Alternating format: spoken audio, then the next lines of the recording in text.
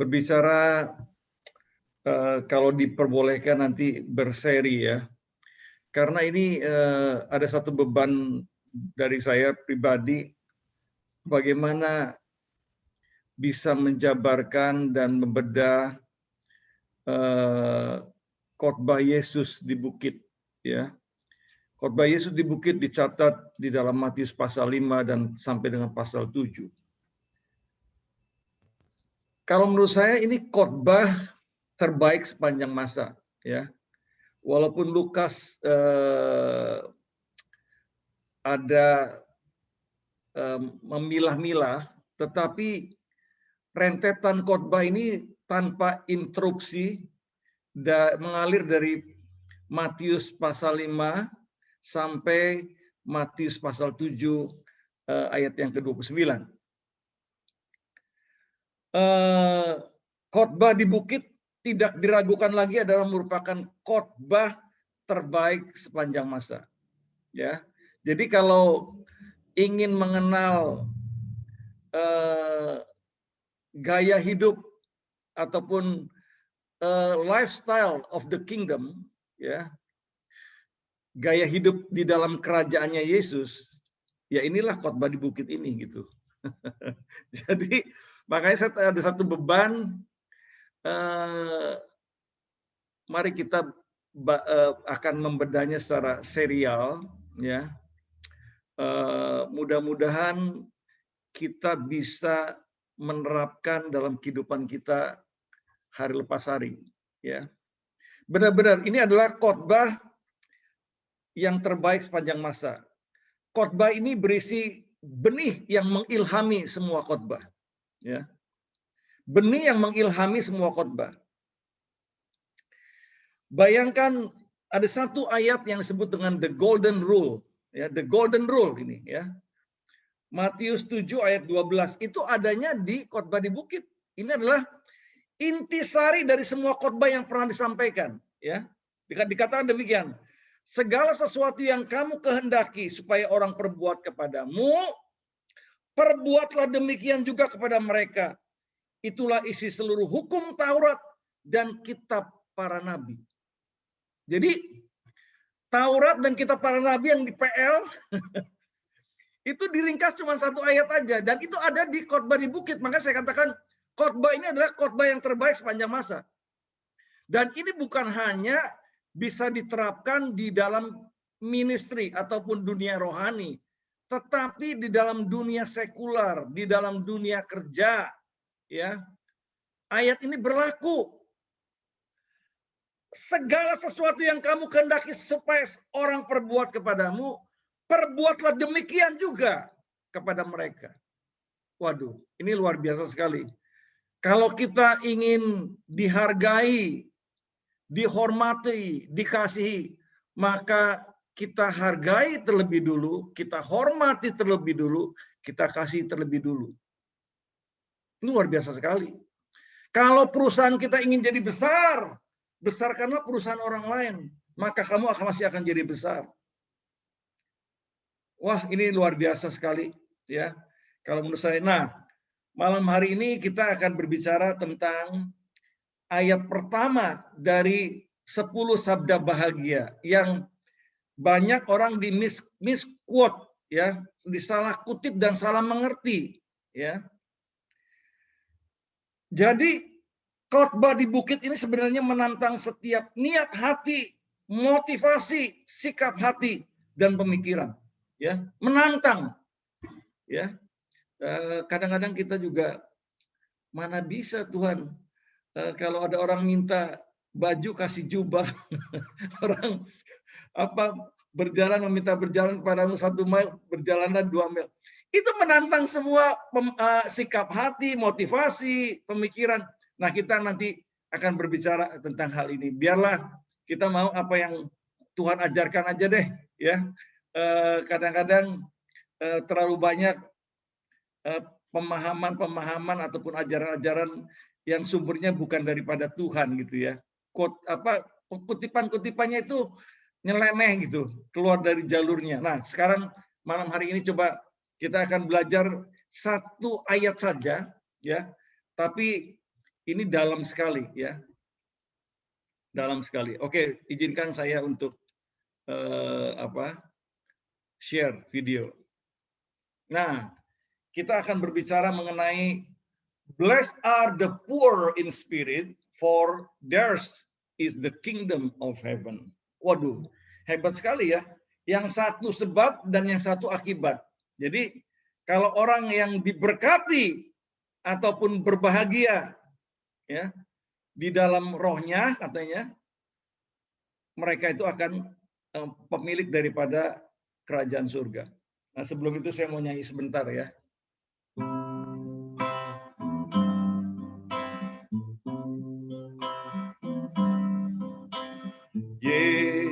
Yesus, namamu indah, kau kekasih hatiku, kau dambaan jiwaku.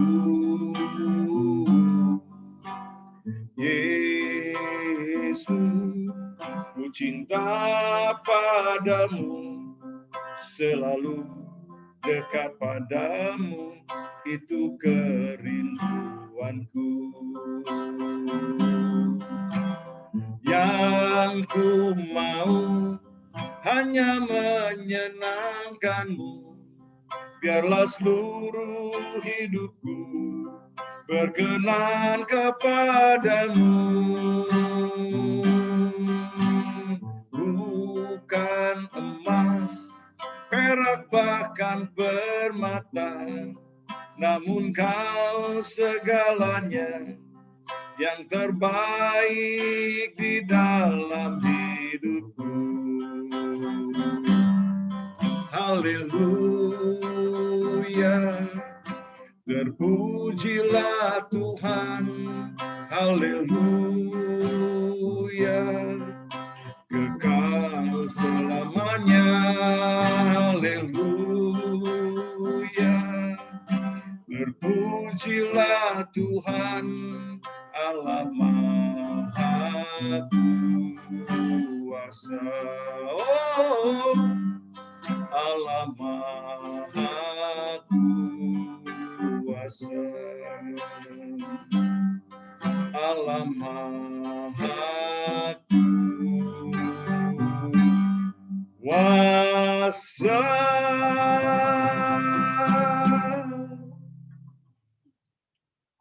Okay.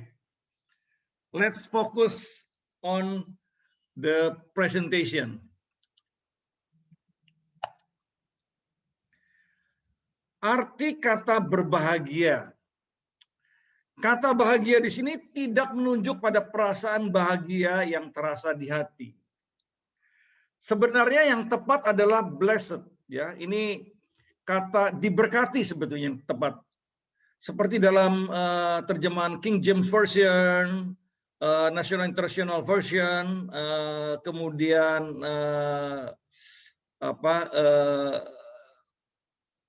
American Standard Bible, ya. Ini pakai semua NIV, kemudian IRSB dan lain-lain, ya. Karena kalau kata berbahagia di hati itu ada kontras bagaimana orang berduka cita kok berbahagia, ya. Nah, kata yang tepat itu adalah diberkatilah, ya. Kata berbahagia diberkati di sini tidak menunjuk pada kebahagiaan keadaan diberkati menurut ukuran dunia atau jasmani, seperti kaya, sukses, sehat, dan sebagainya. Coba kontras berbahagialah yang dianiaya ini. Kalau dianiaya kok bisa berbahagia? Nah, berarti ini bukan berbicara tentang keadaan jasmani, tetapi kata berbahagia diberkati di sini menunjuk pada kebahagiaan diberkati dalam pandangan Tuhan. Jadi yang betul itu dalam pandangan Tuhan, ya. Jadi dalam pandangan Tuhan orang-orang yang seperti dalam Matius 5 pasal 3 sampai 12 adalah orang-orang yang berbahagia dan diberkati. Jadi dalam pandangan Tuhan loh, ya, bukan dalam pandangan manusia. Karena kalau pandangan manusia kok aneh ya. Dianiaya kok bisa diberkati gitu ya. Nanti kita juga bedah itu satu-satu ya. Kok orang berduka cita kok bisa berbahagia? Itu kontras. Kalau itu perasaan bahagia itu adalah dalam hati. Ya, jadi ini kata berbahagia itu diberkati dalam pandangan Tuhan. Oke. Nah, bisa saja pandangan Tuhan bertentangan dengan pandangan manusia. Ya.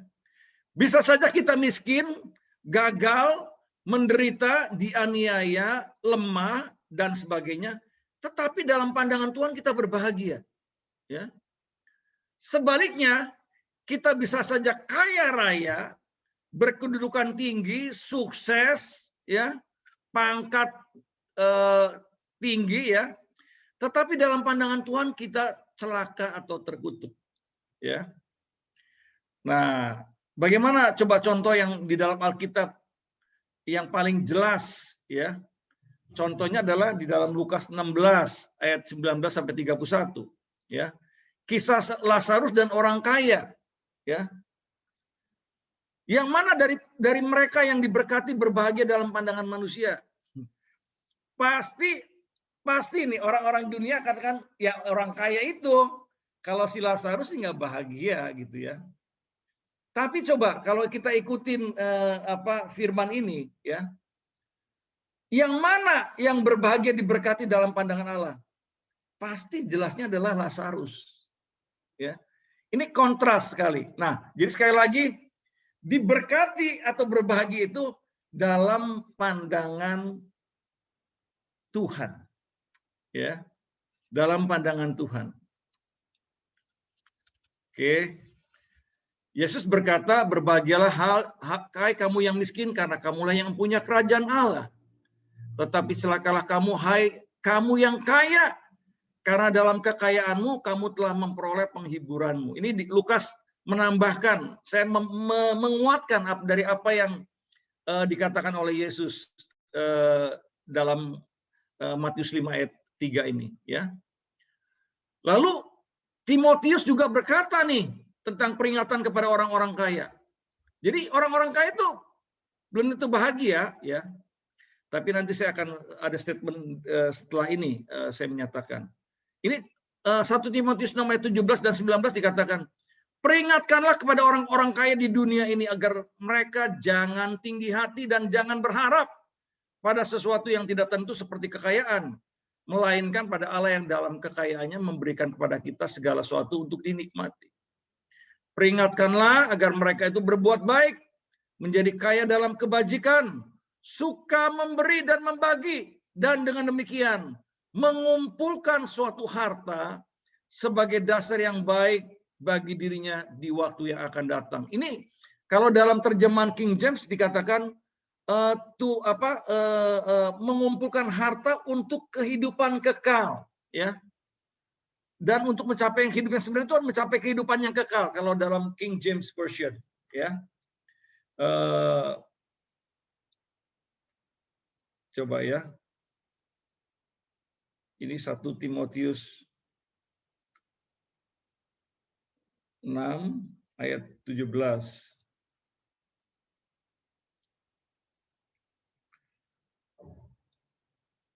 Oke, ini terjemahannya King James dikatakan, laying up in store for themselves a good foundation against the time to come, that they may lay hold on eternal life. Jadi kehidupan yang sebenarnya itu adalah kehidupan kekal. Nah, ingat teman-teman semuanya, masa hidup kita di dunia ini sementara, tapi setelah kehidupan di dunia ini ada kehidupan kekal yang menanti kita. Apakah ada di neraka ataupun di surga. Oke. Nah, perhatikan statement berikut. Waspada untuk tidak menarik kesimpulan yang salah. Awas. Tidak berarti bahwa semua orang yang miskin, gagal, menderita, pasti berbahagia, diberkati dalam pandangan Allah. Ini jangan salah mengambil konklusi, ya. Don't take a wrong conclusion, gitu ya. Jadi tidak semua orang miskin, gagal, menderita, pasti berbahagia, diberkati dalam pandangan Allah. Adalah mungkin untuk menjadi miskin, gagal, menderita, dan sebagainya, dan sekaligus celaka terkutuk dalam pandangan Allah. Contoh, ya, Orang miskin menderita tetapi tidak percaya Tuhan, malah menghujat Tuhan. Ya, di negara kita nih banyak ya, teman-teman, hujat menghujat ya. Apalagi kalau udah menghujat, termasuk menghujat Roh Kudus ya, saudara. Udah miskin, nggak percaya, tapi menghujat Tuhan. Ya itu yang masuk kategori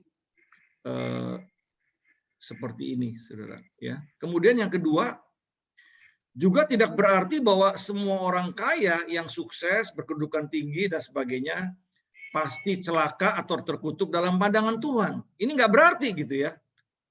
Bisa saja seorang itu sukses, kaya, berkedudukan tinggi dan sekaligus berbahagia, diberkati dalam pandangan Tuhan. Contoh di Alkitab banyak sekali ya. Ada Abraham, ada Daud, ada Daniel, ada Yusuf, ada Priscilla dan Aquila dalam Perjanjian Baru. Nah, lalu jangan lupa juga ada Yusuf dari Arimatea nih, yang memberikan kubur kosong bagi Yusuf, bagi Kristus ya. Itu orang kaya ya, anggota majelis dari di Yerusalem ya. Ini orang kaya Yusuf dari Arimatea, orang yang bersedia untuk menanggung resiko. Saat itu Yesus adalah orang yang dikatakan sebagai persona non grata, orang yang dijauhi dan tidak disukai oleh pemerintahan pada waktu itu ya. Tapi orang ini Yusuf dari Arimatea berani menghadap Pilatus untuk minta mayatnya dan kemudian memberikan kubur kosongnya untuk penguburan Yesus. Ini luar biasa ya. Yusuf dari Arimatea, orang kaya tetapi diberkati dalam pandangan Tuhan. Orang kayak gini diingat terus di dalam Alkitab. Mudah-mudahan di Kingdom Family banyak orang yang seperti ini nih, Pak Irwan, Ibu Oli. Oke. Amin, amin. Ada 4 kata penting nih. Ada 4 kata penting ya. Berbahagia, diberkatilah, blessed ya. Bahagia diberkati dalam pandangan Tuhan ya. Miskin, poor, King James ini adalah petokos bahasa Yunaninya. Miskin dalam arti sama sekali tidak punya apa-apa. Lukas 16 ayat 20. Kalau miskin tapi masih punya sesuatu digunakan kata penes atau penikros ya. Ini ada contohnya di Lukas 21 ayat 1-4 dan 2 Korintus 9:9. Itu miskin tapi masih punya sesuatu ya. Tapi kalau miskin udah nggak punya apa-apa, itu namanya petokos. Nah, jadi yang kita akan bahas ini petokos ya. Di dalam roh, in spirit. Miskin di dalam roh. Di sini tidak menunjuk kepada miskin secara jasmani atau uang. Kata-kata di hadapan Allah ini kurang tepat, salah penerjemahan ya. Seharusnya in spirit, not di hadapan Tuhan. Jadi seringkali kita di teman-teman tuh kadang-kadang bercanda kalau karena terjemahnya agak salah ya. Sen, kalau lu nggak suka uang, kasih uangnya ke gua dah, kan lu kan mau miskin di hadapan Allah. Jadi ini yang seringkali sambil bercanda gitu ya. Nah, karena miskin di sini bukan berarti miskin secara jasmani ataupun nggak punya uang, bukan. Tetapi miskin di dalam roh. Nah, lalu yang punya kerajaan surga ini adalah akibat dari satu sebab. Jadi kalau Anda dan saya itu miskin di dalam roh, maka kitalah yang punya kerajaan surga. Mari kita bedah malam hari ini satu persatu. Mudah-mudahan kita dicelikan Tuhan ya. Teman-teman, sebetulnya ada 3 golongan manusia nih dalam parameter bicara soal rohani ya. Yang pertama adalah orang yang merasa dirinya kaya di dalam roh, yaitu kaya rohani gitu ya. Seperti orang Farisi ya. Di Lukas 18 ayat 9-12 ya, itu adalah orang Farisi dan orang pemungut cukai. Lalu di jemaat Laodikia. Coba kita perhatikan baik-baik ini. Orang Farisi ini ya. Pernyataannya dia itu loh ya. Dia berkata, Anda bisa baca nanti di Lukas 18 ayat 9 sampai 12. Aku tidak sama seperti orang lain. Bukan perampok, bukan orang lalim, bukan pezina, bukan seperti pemungut cukai ini, gitu loh. Ya, aku berpuasa 2 kali seminggu. Aku memberikan 1/10 dari segala penghasilanku. Nah, orang Farisi ini bukan saja merendahkan orang-orang lain yang dia anggap berdosa atau jahat, tetapi ia juga memamerkan kebaikan kesalehannya kepada Tuhan. Ya, hebat ya. Kalau dalam ukuran sekarang ini mungkin Bro Irwan atau Bu Oli, banyak kan orang-orang yang kayak gini tuh ngaku, bro, aku nih udah ke tanah suci ya, udah 15 kali tahu. Setiap bulan puasa Ester ya. Kemudian belum puasa 40 hari 40 malam aja. Puasa Daud ya. Puasa Daniel yang 21 hari. Puasa Ester 3 hari 3 malam, nggak makan nggak minum ya. Dan memamerkan semua tanda petik seolah-olah kesalehannya ya, baik kepada manusia maupun kepada orang, kepada Tuhan, itu di hadapan Tuhan ya. Nah, Wahyu 3 ayat 17 juga sama. Karena engkau berkata aku kaya dan aku telah memperkayakan diriku dan aku tidak kekurangan apa-apa, dan karena engkau itu tidak tahu bahwa sebetulnya engkau itu melarat, malang, miskin, buta, dan telanjang. Ini hati-hati teman-teman ya, jangan kita itu masuk golongan yang pertama ini ya. Lalu ini lihat, ini sebenarnya kalau dikasih judul tuh bagus nih ya. Lukas 18 ayat 9 sampai 12 tuh, 2 men, 2 prayers, 2 attitude, 2 verdicts ya. 2 orang, dua jenis manusia, 2 macam doa, 2 macam sikap hati, dan 2 keputusan. Keputusan dari Tuhan. Orang ini pulang ke rumahnya sebagai orang yang dibenarkan, tapi orang itu pulang ke rumahnya sebagai orang yang tidak dibenarkan. Orang Farisi ini orang yang sukses secara baik secara kaya secara jasmani maupun dia itu dalam jabatan status kedudukannya tinggi ya. Dia berkata, God, thank you God that I'm not like other people, not like him. Tapi orang si pemungut cukai ini menengadah ke atas ke langit aja, dia merasa nggak layak gitu ya. Ini luar biasa sekali karena dia petokos nih ya. Nah, golongan orang yang kedua adalah orang yang merasa diri berdosa tapi toh masih merasa dirinya mempunyai kebaikan ya. Ini termasuk golongan PNS atau penny cross, bukan petokos. Ya, mungkin ini adalah golongan yang paling banyak nih terdapat di gereja, mungkin di Kingdom Family atau di FGBFI. Mereka merasa diri sebagai orang berdosa, tapi mereka merasa diri lumayan baik lah karena mereka masih mau ke gereja, pelayanan, memberi persembahan, tidak melakukan hal-hal yang maksiat, yang melanggar moral dan sebagainya. Mereka tidak merasa diri sebagai hitam legam, tapi masih sebagai abu-abu putih berbintik-bintik. Mungkin yang paling banyak ini ya kali ya. Lalu orang yang ketiga nih, orang yang ketiga adalah orang yang merasa dirinya penuh dosa dan sangat sulit bisa berbuat baik. Ya, orang-orang yang masuk dalam golongan ini adalah orang-orang yang menyadari sepenuhnya bahwa hidupnya penuh dosa, hitam legam, dan tidak bintik-bintik ataupun abu-abu. Bintik ini bukan bitnik ya, ini bintik-bintik. Oke. Bintik. Ya. Bintik-bintik dan tidak abu-abu. Oke, nggak apa-apa, diperbaiki. Nah, coba kita lihat Apakah kesalehan kita itu menurut dari pandangan Tuhan itu benar-benar saleh atau benar-benar seperti kain kotor, ya? Yesaya 64 ayat 5b sampai 6 dikatakan, sesungguhnya engkau ini murka, ini bicara kepada Tuhan, sebab kami berdosa, ini orang-orang Israel, ya. Terhadap engkau kami memberontak sejak dahulu kala.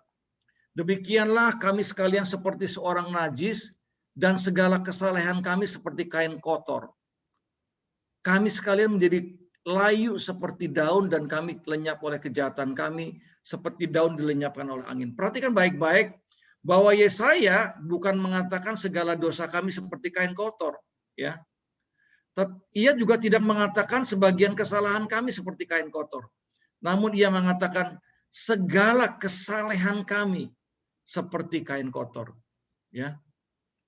Kalau kesalehan kita itu digambarkan seperti kain kotor, bagaimana dengan dosa kita, ya?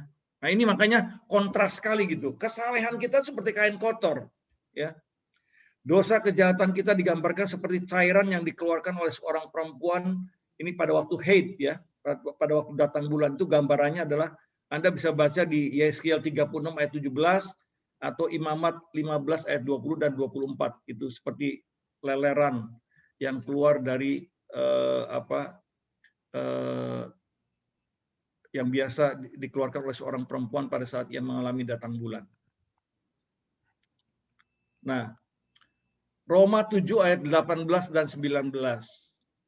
Ini mungkin ini dulu ya. Oke, ini dulu nih. Contoh petokos di Alkitab. Siapa sih petokos di Alkitab itu? Contohnya Paulus. Setelah ia bertobat dan mengenal Tuhan Yesus,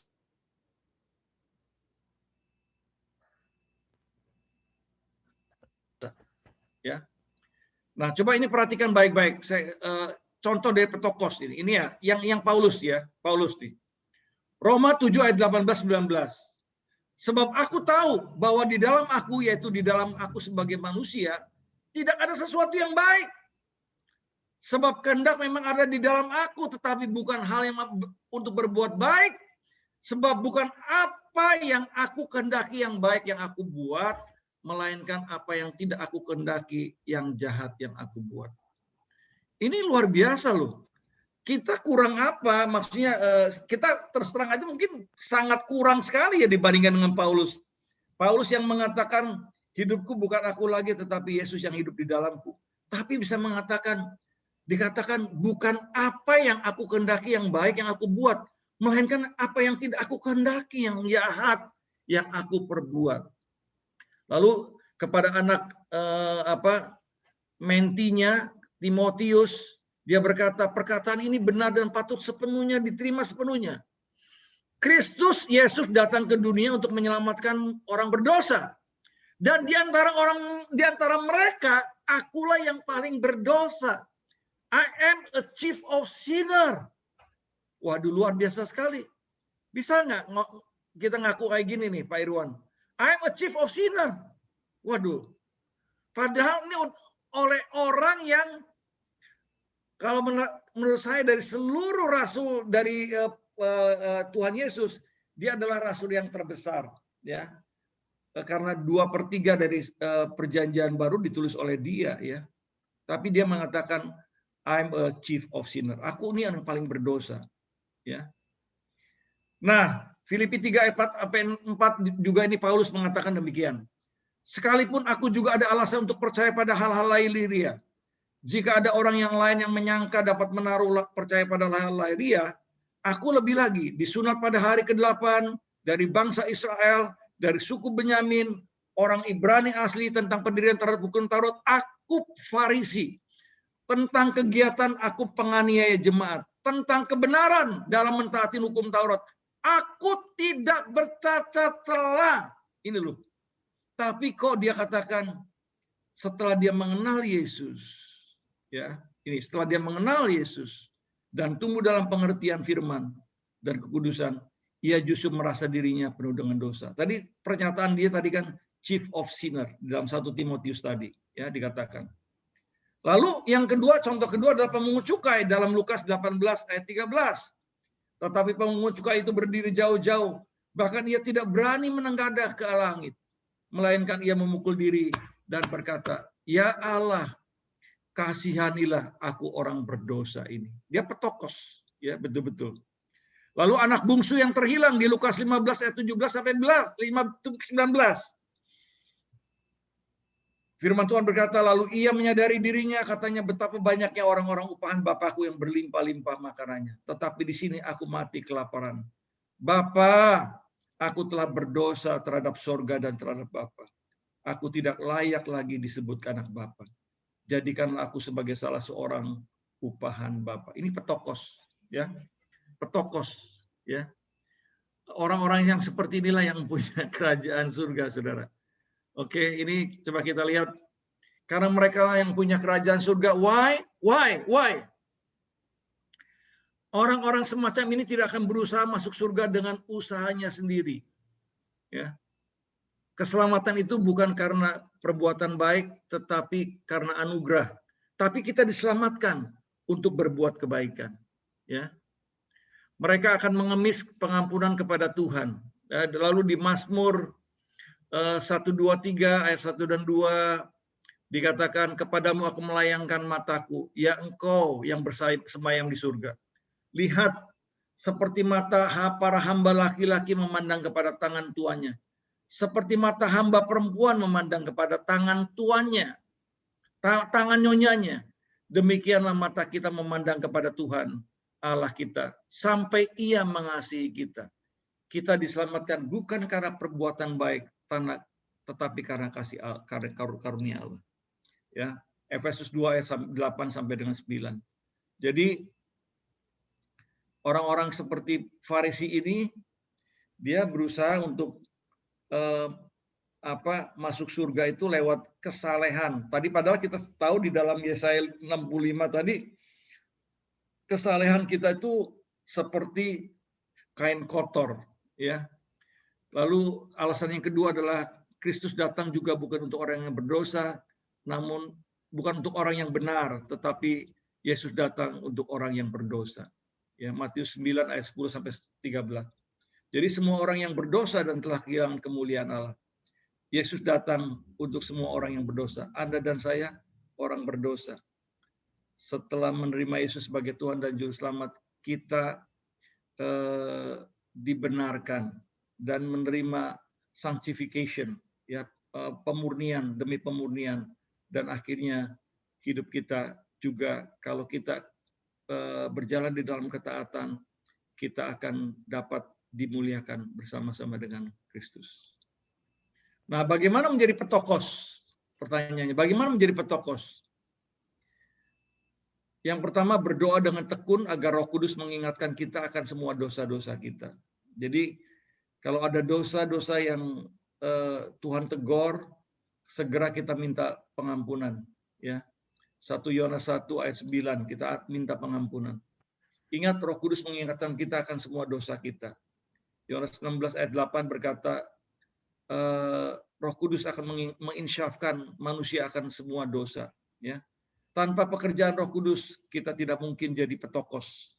Banyak orang berdosa minta berkat, kesembuhan, bahkan karunia-karunia.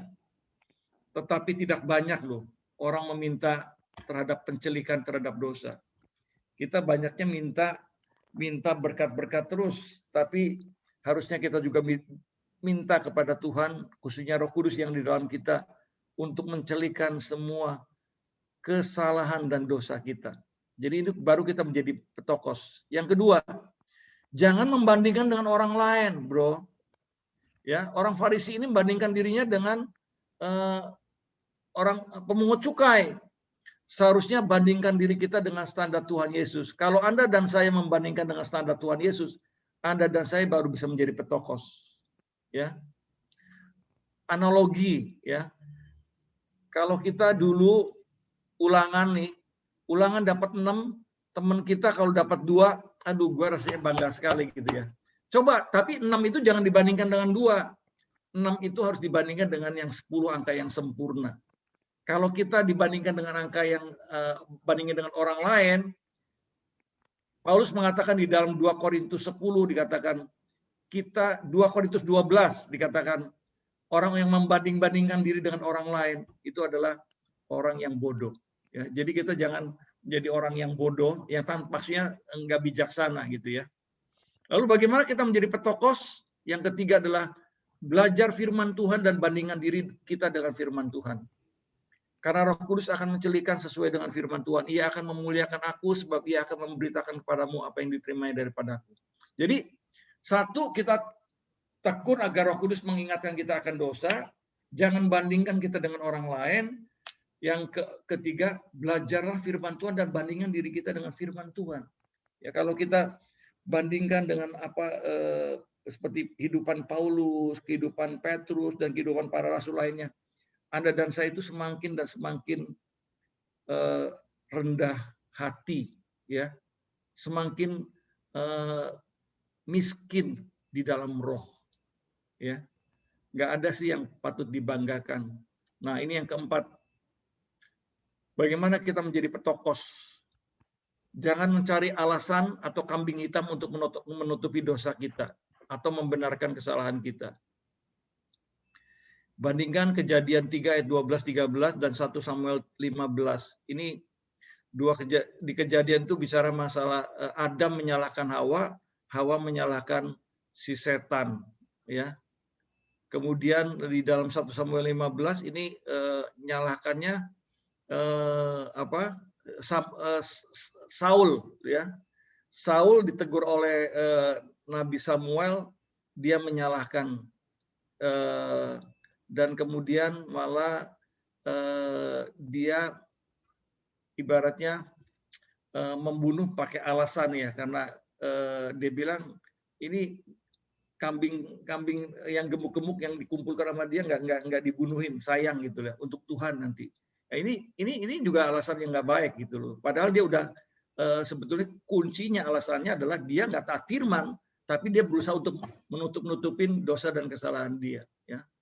Salah satu cara mencari kambing hitam yang saat ini banyak dilakukan adalah dengan melempar kesalahan kepada, contohnya nih, ini sih yang salah Rojina.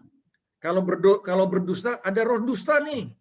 Kalau marah ada roh marah.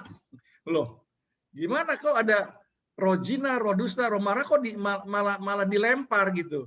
Jadi seolah-olah yang berzina, yang berbohong dan yang marah itu nggak berdosa, yang disalahkan roh-rohnya ini gitu ya.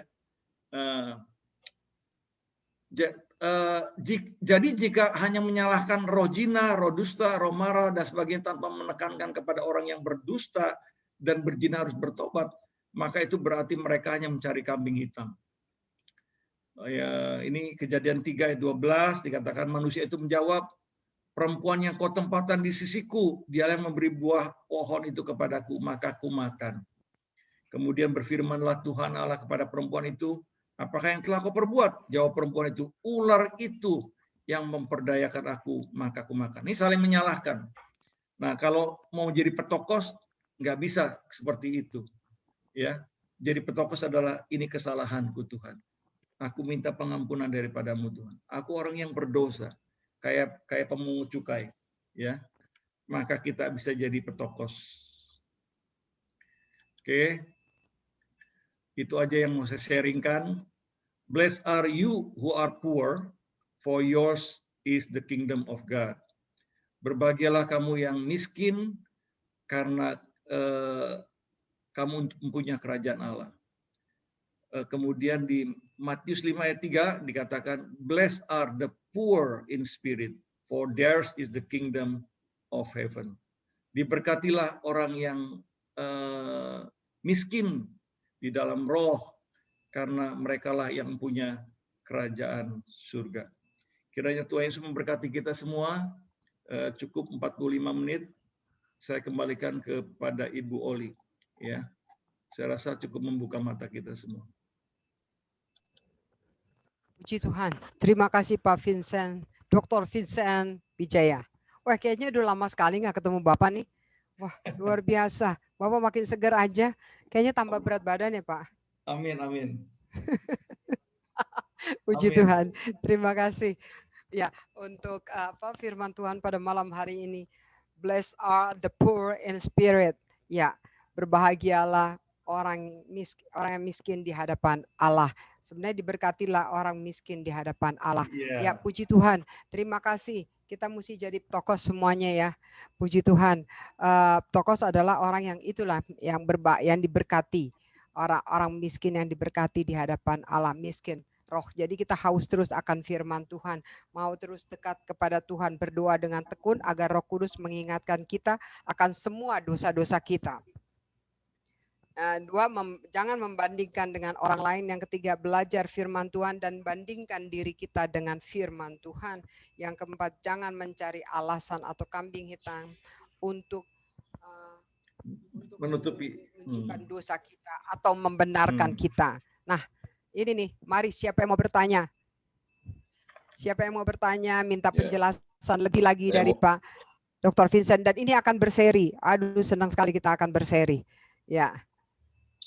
Silakan Pak Irwan. Ketua kita lebih dulu bertanya. Silakan Pak Irwan. Ya, brother, luar biasa pengajaran hari ini sangat fundamental menurut saya dari iman Kristen.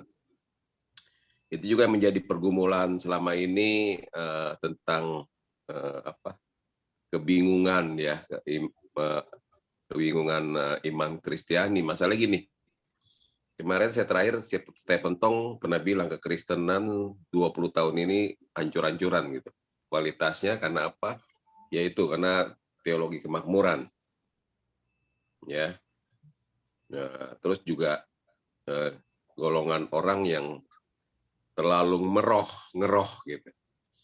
Jadi semua ditangking ya. Ya kan? Orang bodoh bukannya belajar tengking gitu kan. Jadi mengkambing hitamkan roh-roh itu dan melalaikan tanggung jawabnya. Ini memang dari lama saya menyadari ini prinsip-prinsip pengajaran pembodohan kalau menurut saya gitu kan. Yeah. Orang-orang yang malas didoain supaya roh malasnya pergi. Gitu. Tapi kan harusnya kita terus menyalahkan orang itu. Iya, saya belajar ya bahwa orang-orang yang dewasa, orang-orang yang sukses dan maju itu adalah orang-orang yang berani memikul tanggung jawab. Jadi ada statement di Pria Sejati mengatakan bahwa kedewasaan seseorang tidak diukur dari usia, tapi dari keberanian dia, kemauan dia untuk memikul tanggung jawabnya. Seringkali orang kan gampang menyalahkan ya, seperti tadi yang Hawa Pak Vincent bilang, kalau ada ini selalu nyalain orang gitu. Nah, saya pada saat saya menyadari hal ini, saya berusaha nggak pernah mau nyalain orang. Nah, seperti Presiden Amerika tuh, yang dia buat statement di mejanya, ya, tanggung jawab berhenti di sini. Jadi kalau ada stafnya salah, jangan salahkan staf saya, salah saya. Jangan salahkan anak buah saya. Kan kalau di komandan-komandan begitu kan, di ketentaraan gitu. Bukan salah anak buah saya, bukan salah prajurit saya yang salah. Saya yang bertanggung jawab. Nah, inilah orang-orang seperti ini yang akhirnya bisa maju dan bertumbuh, khususnya di karakter ya.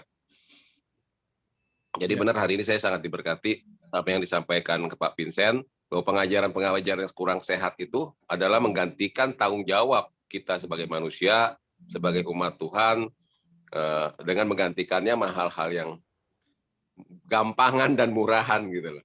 Iya.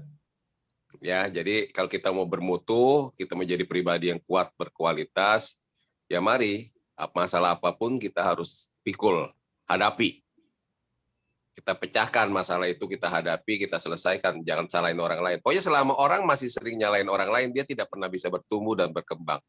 Betul nggak Pak Vincent? Betul, iya. Jadi, ya, jadi seperti yang Bapak sampaikan hari ini, materi itu, dengan kenyataan kekristenan belakangan ini, menurut Bapak Pak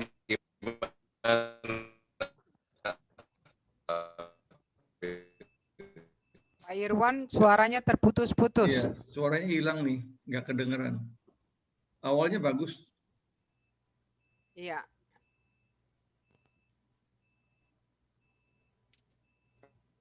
Hilang malah sekarang. Pak Irwan. Hilang. Yang saya dikemukakan itu seperti Sinyalnya nggak pernyataan saya itu Pak Vincent bisa dengar nggak?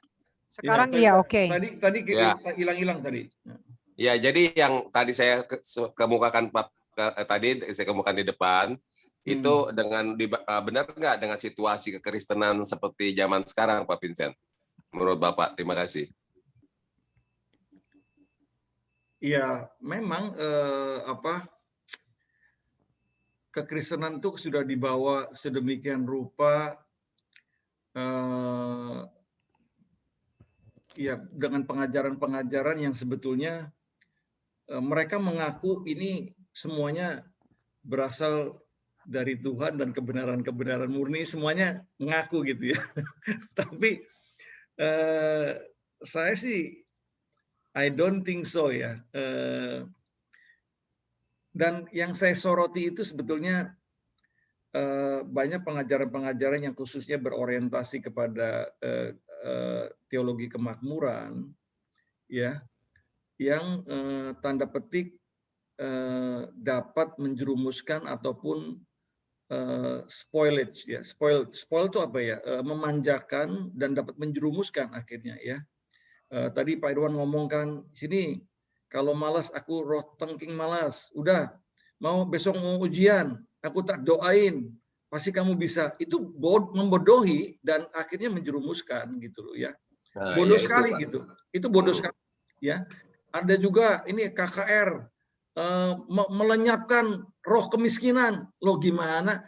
Kalau kemiskinan, kalau kamu nggak rajin bekerja, nggak ulet, ya gimana mau roh miskin mau hilang gitu.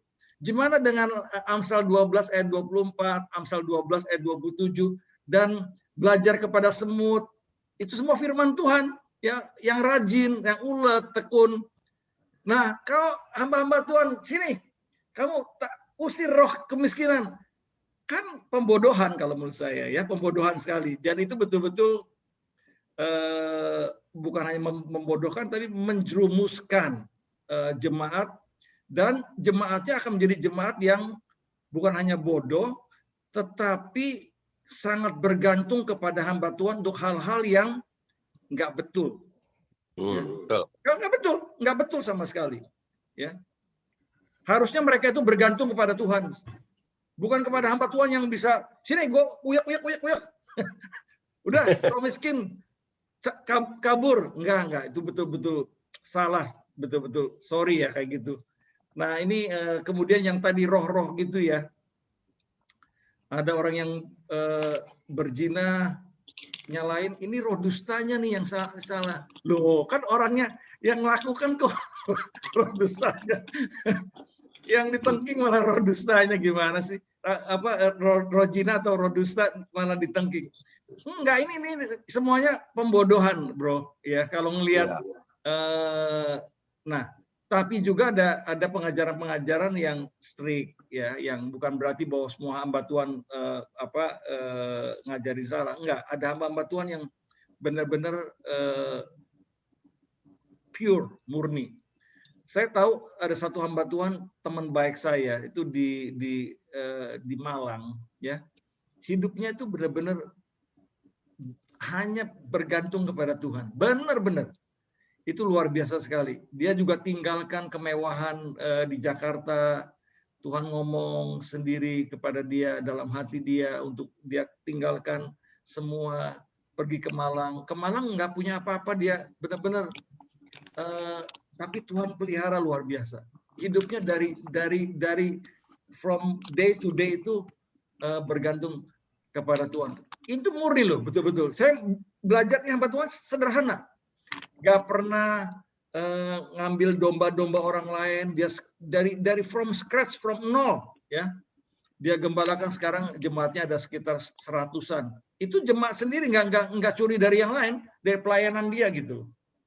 Nah itu contoh. Jadi bukan berarti bahwa semua hamba-hamba Tuhan seperti itu, tapi banyak pengajaran yang memang menyesatkan dan memodohi dan membuat jemaat itu spoil, dipanjakan. Ya, that's my comment, bro. Ya, benar Pak Vincent. Jadi makanya akhir-akhir ini kan dukun laris kan. termasuk dukun-dukun rohani. Orang senangnya gitu, cara instan ya, nggak usah apa-apa didoain, didoain beres gitu, ya kan? Mau punya duit didoain ada, gitu kan? Nah ini maksud saya juga udah semacam penyesatan gitu loh. Iya, Iya kan? Jadi hati-hati aja lah kalau hamba Tuhan yang ini seringkali firman Tuhan itu diplesetkan ya, diplesetkan. Firman Tuhan yang paling banyak diplesetkan itu memang yang artinya rohani itu dibuat menjadi jasmani, ya. Itu yang paling banyak sih, ya. Di banyak gereja, contoh yang paling nyata itu adalah perumpamaan penabur itu yang paling nyata. 30, 60 kali. 60 kali, 100 kali ganda itu berbicara masalah rohani, tapi kok bisa di misquote, disalah kutip, bisa ke jasmani ya. Kalau kamu sumbang 1 juta, kamu dapat 30 atau 60 juta, bahkan 100 juta. Itu benar-benar misleading betul-betul. Kita harus punya hati yang generous. Yes, itu sebagai seorang murid Yesus harus generous. Tetapi jangan mengajar jemaat ataupun orang yang di bawah kita itu kepada hal-hal yang tidak seperti yang dimaksudkan oleh firman gitu loh. Itu betul-betul lain sekali dengan firman, karena udah jelas sekali Tuhan sendiri yang jelas menggarisbawahi loh. Benih itu adalah firman Allah. Itu Tuhan ngomong. Ini loh arti perumpamaan itu, benih itu firman Tuhan gitu loh. Kok benihnya diganti dengan uang, bagaimana sih? Itu kan jelas sekali beda dengan apa yang Yesus maksudkan gitu loh. Tapi banyak sekali itu, ya. Sorry ya, gereja-gereja yang khususnya waktu dulu sebelum COVID itu di. Terima aku nama di ini apa tuh ada ya terindah. Suruh bataku tuh. Ya, contohnya lagi Pak Vincent gini, kalau ada anak-anak yang nakal, anak yang bandel, atau mungkin keluarga yang nggak harmonis dan lain sebagainya, itu nyalain kebanyakan setan tuh. Ada roh jahat saja. Akhirnya suruh doain, bukan suruh diajar, dididik gitu kan. Jadi semacam pelemparan tanggung jawab lah, ya terhadap itu. Bukan cari ilmu, cari psikiater, orang berpengalaman, orang berpendidikan, dan dia berusaha untuk memperbaiki. Tapi ya dia bawanya suruh doain aja. Jadi Tuhan tuh cuma dipakai alat buat semua urusan. Oke, itu aja Pak Vincent. Terima kasih. Ya, terima kasih Pak Irwan, Pak Vincent. Ya, di dalam 2 Tesalonika 3 aja Tuhan bilang, judulnya aja udah berdoa dan bekerja. Sebab ayat 10-nya, sebab juga waktu kami berada di antara kamu, kami memberi peringatan ini kepada kamu. Jika seorang tidak mau bekerja, janganlah ia makan. Betul. Iya. Jadi nggak bisa enggak ya, kita harus bekerja ya. Ada lagi yang lain? Ya, selamat malam Bu Oli. Oh iya, selamat malam Pak Lamsar Silaban. Silakan. Senang sekali saya menerima firman Tuhan dari Pak Vincent malam hari ini, luar biasa. Amin. Saya banyak belajar tentang bagaimana tokoh-tokoh yang rendah hati itu yang contohkan atau menteladankan kepada kita yang manusia saat ini, seperti Paulus dan juga siapa tadi yang tokoh-tokoh pemungut cukai. Ya, pemungut cukai, ya, bagaimana dia menepuk dadanya di hadapan Tuhan. Dia bilang, saya ini manusia berdosa. Nah, iya itu. Memang kadang-kadang saat ini kita manusia saat ini, atau katakanlah ya saya sendirilah itu. Saya kadang sangat sulit untuk bagaimana ya, makanya saya selalu terus belajar mendengar firman Tuhan, pengajaran seperti ini supaya saya menjadi layak di hadapan Tuhan. Tadi saya sedikit agak terlambat, sekitar mungkin menit ke-20 saya Potokos. Saya tadi menyimak tentang bagaimana menjadi potokos. Kalau saya lihat dari arti potokos di sini adalah miskin dalam arti sama sekali tidak punya apa-apa, dari ada penjelasan dari sesuatu artikel yang saya baca. Bisa dijelaskan Pak, maksudnya itu Potokos itu dalam kondisi ini seperti apa tadi? Mungkin mohon maaf artinya saja, karena pada arti di literatur yang lain saya lihat miskin. Tapi di sini ada penyampaian bagaimana menjadi Potokos. Tadi sudah dijelaskan, berdoa dengan tekun Roh Kudus mengingatkan kita, kemudian jangan membandingkan dengan orang lain, belajar firman Tuhan dan bandingkan dengan kita dengan firman Tuhan dan lain-lain. Jadi bisa Pak dibantu saya. Makasih. Ya, ya. Memang Potokos itu kalau arti katanya itu nggak punya apa-apa, Pak. Tapi kalau Potokos in the spirit, ya, itu artinya orang yang merasa tidak tidak punya apa-apa secara rohani gitu ya. Jadi nggak seperti orang Farisi yang merasa punya apa-apa, kaya dalam roh gitu ya. Kita harusnya seperti Paulus, seperti pemungut cukai ini, yang memang di hadapan Tuhan tuh bandingan kita tuh nggak punya apa-apa sih Pak. Pak Lamsar, kita kalau di hadapan Tuhan tuh kita nggak punya apa-apa, jauh sekali gitu. Kalau kekudusan kita di mata Tuhan, apa yang dianggap sebagai kesalehan di mata Tuhan tuh sebenarnya kita nggak ada apa-apa gitu loh, ya. Terlalu banyak motivasi yang tersembunyi dan sebagainya. Memang kalau kita betul-betul mau all out lah, hidup hanya untuk Tuhan sebetulnya. Benar Pak, itu Pak Silaban. Saya kalau ingat itu jauh sekali gitu loh, jauh sekali, ya. All out. Hidup hanya untuk Tuhan. Bahkan Paulus pun yang sudah hidup untuk Tuhan, dia katakan, I am a chief sinner, chief of sinner, paling berdosa daripada orang-orang berdosa. Bayangkan coba, kurang apa Paulus Pak Silaban? Nah, jadi Potokos in spirit itu artinya nggak punya apa-apa secara roh sebetulnya. Ya, kita harus merasa punya seperti kayak gitu. Jangan sebaliknya, jangan merasa kaya. Kalau kita merasa kaya, kita bisa bertumbuh apapun, ya. Sombong rohani nantinya juga.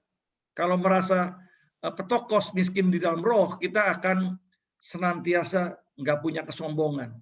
Bahwa segala sesuatu yang kita miliki, segala sesuatu yang kita ketahui, segala sesuatu yang kita dapat dari Tuhan, itu semua karena anugerah semata-mata. Nggak ada sebetulnya yang patut dibanggakan, yang patut diagungkan ataupun dimegahkan, gitu nggak ada sebetulnya. Nah, gelar juga Pak Silaban nih bahaya, gelar bisa jadi orang kayak Farisi loh. Kalau orang yang punya gelar, ya S3 melihat siapa nih? Nah, ini terus terang aja ya. Ada satu hamba Tuhan, ini cerita teman saya nggak sebut nama hamba Tuhan besar ini yang di Indonesia cukup sangat besar sekali. Pernah satu ketika teman saya ini waktu dekade tahun 2000-an gitu ya. Mungkin Bapak mengenal yang namanya Galilea Ministry ya. Dia itu pendirinya tuh Galilea Ministry, teman saya. Nah, dia itu datang ke hamba Tuhan yang besar ini untuk minta dia sebagai speaker, sebagai pembicara. Terus dia sambil pongannya, dia tanya, kamu dari gereja mana? Ini pastor, saya dari gereja gitu ya. Siapa gembala sidang kamu? Ya dia sebutin si X gitu ya. Apa pendidikannya? Pas kebetulan gembalanya itu nggak punya S1, S2, apalagi S3, punya S-teler dia. Terus, loh, kamu mau jadi apa kamu kalau pendeta kamu nggak punya apa-apa gitu? Nah ini sombong sekali gitu loh. Ini saya ingat nih, ini kayak seperti orang Farisi tadi. Ini bukan Potokos, benar-benar ini betul-betul sombong rohani luar biasa, ya. Nah, ini jangan seperti itulah. Ya gitu gara-gara memang hamba Tuhan ini yang besar ini doktor, waduh itu gelarnya seabrek-abrek lah ya. Jangan mengandalkan kepada gelar lah. Andalkanlah hidup kita itu nempel dengan Tuhan sebetulnya. Karena kalau Tuhan kalau kita itu dianggap benar karena gelar, maka Alkitab kita itu semuanya nggak bunyi ya. Karena dari seluruh para rasul, mana ada yang punya gelar? Orang-orang sederhana semua kok. Tapi mereka mau all out bagi Yesus. Mereka mau dihina, dianiaya oleh nama Yesus, karena nama Yesus. Itu aja komentar saya, Pak. Baik Pak, terima kasih Pak Vincent. Jadi jelas bagi saya sekarang bahwa yang untuk menjadi petokos ini berarti artinya keberadaan kita di hadapan Tuhan itu memang benar-benar seorang yang tidak punya apa-apa sebetulnya pada dasarnya. Memang nggak punya apa-apa, Pak. Emang kita nggak punya apa-apa. Kalau nanti sama lagi dengan berbahagialah orang yang lapar dan haus akan kebenaran, itu ngerangkai itu sama-sama semuanya. Haus terus nanti di Matius 5 ayat berikutnya, Pak. 3 itu, Pak. Bukan. Berbahagialah orang yang lapar dan haus akan kebenaran. Ayat ke karena mereka lah yang punya kerajaan surga gitu, Pak ya. Bukan. Karena mereka akan dipuaskan, Pak. Itu mengalir terus tuh. Di ayat berikutnya ya. Coba. Ayat 6. Ayat 6. Ini ngalir terus, nanti kita bedah semua, Pak, ya. Nah, sekali lagi berbahagia ini diberkati dalam pandangan Tuhan, bukan dalam pandangan manusia, ya. Tadi saya sudah jelaskan. Mungkin nanti saya kirim aja deh itunya kalau mau apa namanya materinya. Ya. Iya, Pak. Baik, Pak. Ya, Nah, terima kasih. Sebagian di sini, Pak Vincent. Makasih banyak. Ya. Terima kasih Pak Lamsar, terima kasih Pak Vincent. Pak Yohanes Perawira, nanti akan diberikan ya bahannya ya. Oke, Bapak nanti tolong tinggalkan nomor telepon sehingga saya bisa kirimkan kepada Bapak. Ya, baik. Tadi Pak Nomensen Freddy Sihaan, tadi angkat tangan, apakah jadi bertanya? Pak Nomensen Freddy Sihaan, mau bertanya? Kita ini ada teman Bapak yang setia dari Solo, Pak Gianto Santosa. Iya, boleh Bu. Oh, Pak Nomensen sekarang. Baik, silakan Pak Nomensen. Ya, selamat malam Bapak Ibu semua. Terima kasih atas kesempatan yang pada saya. Selamat malam, Pak. Kameranya kamera sudah dibuka. Baik, ya, Pak Vincent, saya ingin bertanya seperti ini, Pak. Kalau memang dibandingkan dengan zaman dahulu dengan zaman sekarang kan, ini tolong dikoreksi kalau misalnya salah ya Pak ya. Memang makin lama kan makin kasus semakin dingin, terus habis itu nowadays kan this world is kan getting worse kan Pak. Jadi semakin lama tuh semakin buruk gitu Pak, bukannya semakin getting better gitu Pak. Nah, kalau misalnya dibandingkan dulu ya, memang jauh sekali perbedaannya Pak. Kasih itu sudah semakin hilang gitu.